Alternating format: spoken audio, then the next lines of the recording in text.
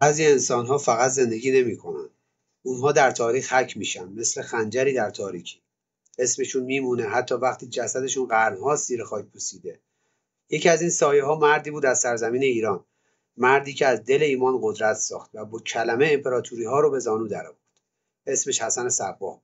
مردی که از سایه‌ها حکومت کرد.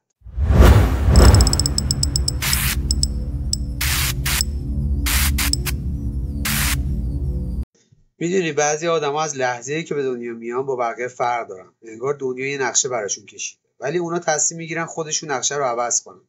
حسن صباح یکی از همونا بود. نه شاهزاده بود، نه فرمانده بود، نه حتی ثروتمند. ولی یه چیزی داشت که هیچکدوم نداشتن. ایمان مطلق به خودش. میگن حدود 1000 سال پیش تو شهر قم به دنیا اومد. یه خانواده مذهبی معمولی اما پر از بحث و فکر. پدرش اسماعیلی بود، ولی چون اون زمان مذهب رسمی کشور فرق میکرد همه چیز رو پنهون نگه می‌داشت. حسن از بچگی ذهن کنجکاوی داشت. از اون بچه‌هایی که با یه جواب قانع نمیشن. میپرسید، شک میکرد، دنبال دلیل میگشت و همین شد شروع راهی که آخرش به اسم قلعه علم‌آباد تموم شد. وقتی بزرگتر شد رفت ری. اون زمان شهر ری مثل پاریس اون دوران بود. پر از دانشمند، فیلسوف و بحث‌های داغ مذهبی. اونجا با یه نفر آشنا شد که سرنوشتش رو تغییر داد. عبدالملک عطاش. یه مبلغ اسماعیلی که حرف زدنش مثل جادو بود. اون با یه لبخند میتونست تو دل هر کسی نفوذ کنه. حسن خیلی زود شاگردش شد. ولی نه یه شاگرد معمولی، از اونایی که میخوان خودشون استاد شن. با عطاش رفت توی جلسات مخفی. جلساتی که توش درباره چیزایی حرف میزدن که اگر کسی میفهمید حکم مرگشون بود. درباره دنیای پنهان، امامان مخفی و قدرتی که فقط توی دست یه گروه خاصه. اونجا بود که فهمید قدرت فقط توی شمشیر نیست. قدرت واقعی توی ذهن مردمه. وقتی بتونی ذهنشون رو بگیری دیگه لازم نیست باهاشون بجنگی. حسن تصمیم گرفت خودش این راه رو تا آخر بره. رفت مصر، به قاهره. اونجا مرکز قدرت اسماعیلیا بود. جایی که همه چیز از اونجا شروع میشد. ولی اونجا فهمید که حتی تو دل ایمان هم سیاست وجود داره. باور داره، اما قدرت بزرگتر از هر باوریه. چند سالی موند، درس خوند، بحث کرد، اما وقتی دید اون چیزی که دنبالش بود اونجا نیست برگشت ایران. اون برگشت ولی با ذهنی دیگه، آرومتر، دقیقتر و خطرناکتر. میخواست خودش مرکز بشه، نه پیرو. و واسه این کار دنبال یه جا میگشت، یه پناهگاه برای ذهنش، برای باورش، یه جایی که کسی نتونه بهش برسه. و اونجا بود که اولین بار اسم قلعه رو شنید. قلعه وسط کوههای البرز که میگفتن هیچکس تا حالا نتونسته فتحش کنه. اسمش علموت بود. و از اون لحظه مسیرش مشخص شد. حسن صباح دیگه مبلغ نبود. در حال تبدیل شدن به سایه‌ای که قرنها بعد هنوز اسمش لرزه به تن پادشاه‌ها میانداخت. خب این یه خلاصه‌ای بود. تو قسمت بعدی میریم سراغ مسیر سفر حسن که اون رو از یک مبلغ ساده به ارباب سایه‌ها تبدیل میکنه. خب میریم سراغ سفر حسن صباح به قاهره. میدونی بعضی وقتا یه سفر کل آدم عوض میکنه، نه به خاطر جاده، به خاطر چیزایی که تو راه میبینی و چیزایی که از خود جا میذاری. حسن صباح وقتی از ایران رفت مصر یه مبلغ معمولی بود، دنبال جواب. ولی وقتی برگشت دیگه دنبال جواب نبود، دنبال کنترل بود. اون موقع مصر مرکز خلافت فاطمی‌ها بود، یه دنیای پر زرق و برق، پر از علم، مذهب و البته سیاست. اونجا امام فاطمی مثل پادشاه زندگی میکرد و همه اسماعیلیا بهش به چشم سایه خدا نگاه میکردن. حسن مثل همیشه زیاد سوال میپرسید و این همیشه خطرناکترین کار دنیاست، مخصوصا وقتی جوابا با قدرت گره خورده باشه. میگن یه مدت پیش خود خلیفه درس میخوند، ولی کم کم فهمید پشت اون نقاب ایمان یه بازی قدرت خیلی بزرگ اتفاق میفته. تو ظاهر همه دنبال حقیقت بودن، اما توی واقعیت هر کسی دنبال جایگاه خودش بود. یکی میخواست وزیر بشه، یکی میخواست نزدیکتر به خلیفه باشه و حسن دنبال یه چیز دیگه بود. اون دنبال سیستمی بود که هیچکس نتونه ازش بالاتر بره. یه شب بعد از یه بحث سنگین با یکی از علمای فاطمی از مدرسه بیرون اومد، نشست کنار یه حوض و زیر لب گفت ایمان بدون قدرت شوخیه، قدرت بدون ایمان کابوسه. من باید ترکیبشون رو پیدا کنم. اون شب چیزی توی ذهنش روشن شد، یه طرح، یه نقشه، شاید هم یه وسواس. مدتی بعد اوضاعش تو مصر بد شد. بعضی ازش میترسیدن، بعضی حسادت میکردن و بعضیا میخواستن فقط ازش خلاص شن. میگن یه روز توی مسجد کسی سعی کرد بهش حمله کنه. از اون به بعد فهمید اگه بخواد زنده بمونه باید خودش بازیگر اصلی بشه، نه فقط تماشاگر. پس تصمیم گرفت برگرده ایران. ولی این بار نه به عنوان یه مبلغ ساده. برگشت مثل کسی که نقشه‌ای تو ذهنش داره. یه نقشه بزرگ که سالها طول میکشه تا کاملش کنه. راه طولانی بود. شهر به شهر میرفت، با مردم حرف میزد، حرف از حقیقت میزد، اما پشت هر جملهش یه معنا پنهان بود. دیگه فقط ایمان نمیخواست، میخواست ذهن آدما رو شکل بده. وقتی رسید به شمال ایران، یه گروه از یارانش کنارش بودن. آدمایی که بهش باور داشتن، نه چون ازش دستور میگرفتن، بلکه چون حس میکردن اون یه چیزی میدونه که بقیه نمیدونن. یه روز بین قزوین و رودبار از یه قلعه شنید که همه میگفتن تسخیرش غیر ممکنه. یه جایی که حتی باد هم سخت بهش میرسه. اسمش علمود. و اون روز توی ذهن حسن یه چیزی جرقه زد. یه قلعه دور از دنیا که ازش دنیا رو کنترل کرد. اون موقع کسی نمیدونست این سفر ساده قرار تاریخ خاورمیانه رو عوض کنه. حسن صبا هنوز شمشیر نکشیده بود، اما از همون لحظه تبدیل شد به سایه‌ای که تا قرنها ازش حرف میزدن. خب میرسیم به قسمت تصرف قلعه علمود توسط حسن. میدونی بعضی جاها انگار خودشون یه راز دارن. تا میری سمتشون یه حس عجیب غریبی میپیچه زیر پوسته. قلعه علمود از همون جاست. یه تیکه سنگ وسط کوههای قزوین، اونقدر بلند که انگار آسمون ازش شروع میشه. اون موقع همه میگفتن تصرفش محاله، نه به خاطر سربازش، به خاطر مسیرش. فقط عقاب میتونست اون بالا بره. شاید واسه همینم بهش میگفتن آشیونه عقاب. وقتی حسن از دور اون قلعه رو دید، انگار دنیا براش وایساد. یه لبخند زد و گفت اگه قرار امپراتوری بسازم از همینجا شروع میشه. ولی واقعیت این بود که هیچ ارتشی نداشت، هیچ پولی نداشت، فقط یه مش آدم با ایمان دور و برش بودن. اما اون خودش میدونست گاهی ایمان از شمشیر قوی‌تره. شروع کرد تو روستاهای اطراف گشت زدن. با مردم حرف زد، ساده، بی‌ادعا. از عدالت حرف میزد، از رهایی از حقیقت. اولش مردم فکر کردن یه درویشه، ولی کم کم یه جوری با حرفاش میتونست تو دل آدما جا باز کنه. یه آرامشی توی لحنش بود که نمیشد بهش نه گفت. از یه مدت حسن فهمید فرمانده قلعه اسمش مهذب الدینه. نمیدونم این اسمش رو درست میگم یا نه. آدمی نه ظالم نه جاه طلب، فقط خسته از جنگ، از مالیات، از فرمان پادشاه. یه روز حسن رفت سراغش بدون سپاه، بدون سلاح، فقط با چند همراه. رفت بالا دم در قلعه و گفت من فقط یه گوشه از قلعت رو میخوام، یه جا واسه عبادت و درس. مهذب خندید و گفت باشه، بشین، فقط سر صدا نکن.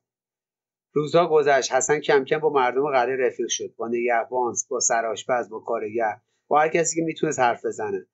و یه چیزی رو که خوب بلد بود، نفوذ با حرف نه با زور. هر شب چند نفر دیگه می اومدن پای حرفش و هر روز قلعه کمتر از مهذب حرف میزد و بیشتر از حسن. یه روز وقتی مهذب بیدار شد، فهمید همه نگهباناش طرفدار حسن شدن. دیگه دیر شده بود. قلعه‌ای که با شمشیر ساخته شده بود با ایمان فتح شد. اون روز مهذب فقط یه جمله گفت: تو بدون جنگ منو شکست دادی. و حسن جواب داد: من فقط چیزی رو بیدار کردم که از قبل تو دلت بود. از اون روز پرچم حسن صباح بالای قلعه رفت. نه با خون، نه با قدرت، با باور. اونجا شد مرکز دنیای جدیدش، یه دژ وسط کوه که قرار بود سالها بعد اسمش لرزه به تن پادشاه بندازه. ولی این تازه شروع کار بود. قلعه فقط یه سنگر نبود، یه مدرسه هم بود. اونجا شروع کرد به آموزش شاگردا. بهشون میگفت داعی، یعنی مبلغان سایه. هر کدوم ازشون باید مثل خودش فکر میکردن، مثل خودش حرف میزدن و از همون ایمان تغذیه میکردن. یه روز واسه امتحانشون گفت اگه من ازتون بخوام بمیرید میمیرید؟ یه نفر گفت آره آقا، و بدون لحظه تردید از بالای برج پرید پایین. اونجا بود که فداییان علمود متولد شدن. آدمایی که از مرگ نمیترسیدن، چون فکر میکردن باهاش به حقیقت میرسن. بعد از اون هیچ پادشاهی خواب راحت نداشت، چون نمیدونست کی، کجا و از کجا قرار ضربه بخوره.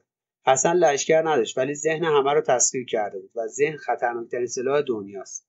اینطوری بود که حسن صبا از یه مبلغ ساده تبدیل شد به ارباب سایه‌ها، کسی که با ایمان حکومت کرد، نه با شمشیر. من قدرت واقعی اونجاست که بتونی کاری کنی بقیه بدون زور از جونشون برات بگذرن. حسن صبا دقیقا همین رو فهمیده بود. از توی قلعه علمود فقط یه پناهگاه نساخت، یه مکتب ساخت. جایی که آدما یاد میگرفتن چطور از ترس عبور کنن، چطور مرگ رو نه دشمن بلکه دروازه بدونن. اولین نسل فدایی جوان بودن، بیشترشون از روستاهای اطراف اومده بودن، بی‌پناه، خسته از ظلم و بی‌عدالتی. ولی یه شب یه نفر ازشون خواست باهاش برن قلعه‌ای تو دل کوه و برگردن با ایمان. و برگشتن، ولی دیگه همون آدمای قبلی نبودن. تو علمود حسن اونا رو از نو ساخت، نه با شمشیر، با ذهنشون. بهشون درس میداد، فلسفه، ایمان، راز، حتی زبانهای مختلف. اما مهمترین درسی که میداد این بود: ترس دروغه. وقتی ازش بگذری بقیه از تو میترسن. یه جمله ساده، ولی اونا باهاش زندگی میکردن. یه روز واسه امتحان ایمانشون گفت اگه به من باور دارید از برج بپرید. یکی پرید، بعدی هم پرید، نه از ترس، نه از دیوانگی، از ایمان. از آن روز به بعد همه کسایی که از قلعه بیرون میرفتن بهشون میگفتن فدایان علمود. حالا حسن یه لشکر داشت، اما نه لشکر شمشیر به دست، یه لشکر نامرئی. فدایا آموزش میدیدن چطور بین مردم عادی پنهون شن، چطور به دربارها نفوذ کنن و چطور با یه خنجر تاریخ رو عوض کنن. اولین مأموریت علیه وزیر معروف سلجوقیان بود، نظام الملک طوسی. به مرد باهوش، قدرتمند ولی دشمن فکری حسن. نظام الملک از اون آدمایی بود که هیچ صدایی جز صدای خودش رو نمیخواست بشنوه.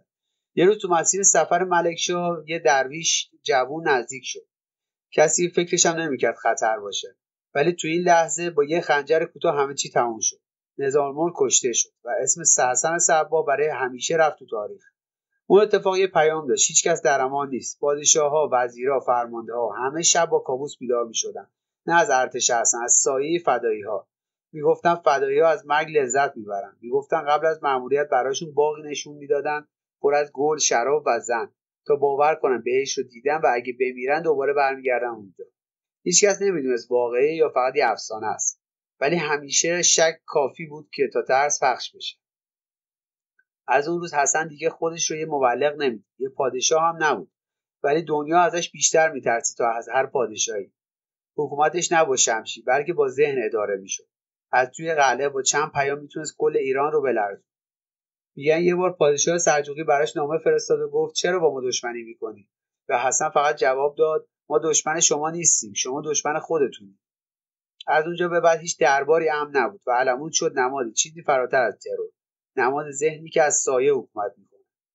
اینجا افسانه حسن صبا کامل شد، مردی که بدون ارتش، بدون کشور، با چند جوان مومن تاریخ و تغییر. میدونید که هیچ قدرتی ابدی نیست، حتی اگر از سایه ساخته شده باشه. سالها گذشت. حسن صبا از اون مرد جوان شکاک تبدیل شد به یه پیرمرد لاغر گوشه‌گیر که هنوز از همون قلعه سنگی حکومت میکرد. اون هیچ وقت از علمود پایین نیومد. میگن از روزی که قلعه رو گرفت تا لحظه مرگش حتی یه بارم از دیوارش بیرون نرفت. انگار خودش هم شده بود بخشی از اون کوه. پادشاه‌ها عوض شدن، جنگ‌ها تموم شدن، ولی اسمش هنوز میچرخید مثل یه افسون، یه سایه‌ای که هیچ کس نمیتونه ازش فرار کنه. اما قدرت مثل شعله است، اگه زیاد نگهش داری خودت رو هم میسوزونی. کم کم بین شاگرداش اختلاف افتاد. بعضیا می‌خواستن از روش خودش استفاده کنن، ولی بدون اون نظم و اون ایمان خوش. حسن سختگیر بود، بی‌رحم حتی. میگن وقتی یکی از نزدیکترین یارانش اشتباه کرد با همون دقت و سردی دستور مرگش رو داد. براش مهم نبود کیه، فقط این که نظام باورش خدشه‌دار نشه. یه روز وسط همون کوههای ساکت مریض شد. نه زخمی نه کشته، فقط جسمش خسته شده بود. سالها فکر و شب بیداری، اونم توی قلعه سنگی که همیشه سرد بود. یه شب همه رو جمع کرد، با صدای آروم گفت من میرم ولی سایه‌ام میمونه. دنیا فکر میکنه من مردم، ولی تا وقتی کسی از ترس من حرف نزنه من هنوز زنده‌ام. اون شب نفس آخرش رو کشید. هیچ تشریفاتی نبود، هیچ جنازه‌ای دیده نشد. فقط گفتن رفت، همین. از اون روز شایعه‌ها شروع شد. بعضیا میگفتن زنده است و تو کوه ناپدید شده. بعضیا میگفتن مرده ولی روحش هنوز قلعه رو ول نکرده. و بعضیا میگن علمود جای نفس کشیدن سایه‌هاست. اما واقعیت هر چی که بود یه چیز مسلمه. اون مرد حتی بعد از مرگش هم قدرت داشت. قدرتش تو ذهن مردم بود و قدرتی که تو ذهن باشه هیچ وقت واقعا نمیمیره. قرنها بعد هنوز وقتی اسم حسن صبا میاد یه حس دوگانه تو آدم شکل میگیره. تحسین و ترس. یه نابغه بود، یه دیو، یا هر دو. کسی دقیق نمیدونه. فقط میدونیم یه نفر بود که از سایه‌ها حکومت کرد و هنوز هم سایه‌اش با ما. اگه این قسمت برات جالب بود لایک و کامنت یادت نره، ولی بیشتر از اون فکر کن به چیزی که شنیدی، چون توی سایه‌ها همیشه حقیقت پنهونه. شادو پادکست.